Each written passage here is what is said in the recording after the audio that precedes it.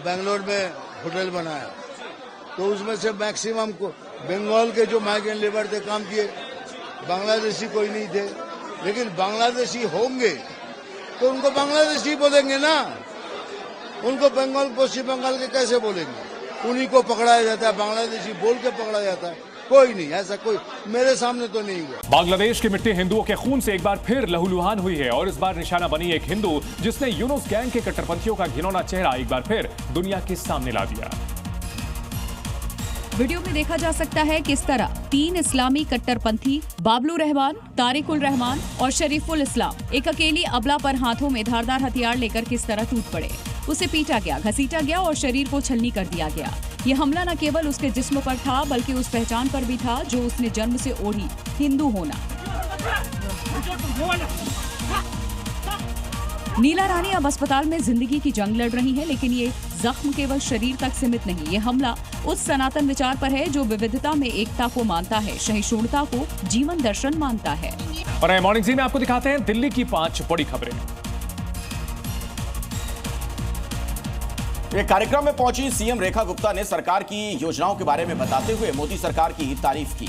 CM ने कहा कि दिल्ली की हर समस्या का ठोस समाधान ढूंढना हमारी सरकार की प्राथमिकता है। सीवर हो, सड़क हो, ट्रैफिक जाम हो, जल जमाव हो, महिला सुरक्षा, इन सब मुद्दों को लेकर हमारी सरकार संवेदनशीलता के साथ निर्णय ले रही है। इस बदलाव को अब दिल्ली वासी महसूस भी करने लगे हैं। दिल्ली में हुई बारिश के बाद सियासत भी शुरू हो गई है। आम आदमी पार्टी ने दिल्ली की रेखा गुप्ता सरकार पर निशाना साधा। आम आदमी पार्टी ने अलग अलग जगहों की एक फोटो जारी कर सरकार पर हमला बोला। आपने कहा कि बीजेपी ने अपनी 4 इंजन सरकार की पानी पानी योजना के तहत पूरी दिल्ली को पानी में डुबो दिया है।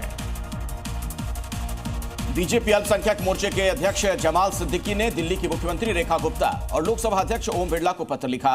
उन्होंने पत्र लिखकर संसद भवन मस्जिद के इमाम और समाजवादी पार्टी के सांसद मुहिबुल्लाह नदवी को हटाने की मांग की। उन्होंने पत्र लिखकर नदवी पर आरोप लगाया कि वो दोहरे लाभ के पद पर हैं। सिद्दीकी ने आरोप यह भी लगाया है कि मुहिबुल्लाह नदवी ने अपनी पार्टी के काम के लिए मस्जिद परिसर का दुरुपयोग किया।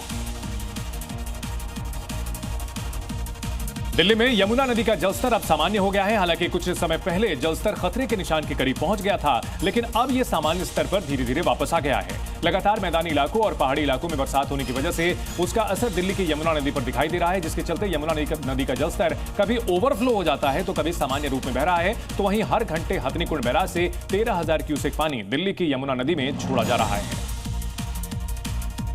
दिल्ली के अंबेडकर हॉस्पिटल पर 2.5 साल के बच्चे के माता पिता ने बड़ा आरोप लगाया है। माता पिता ने आरोप ये लगाया वो अपने बच्चे के हार्निया के ऑपरेशन के लिए अस्पताल उसे लेकर आए थे, लेकिन डॉक्टर्स ने दूसरी नस काट दी।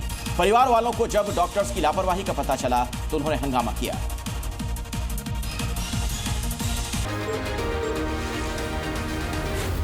Zee News।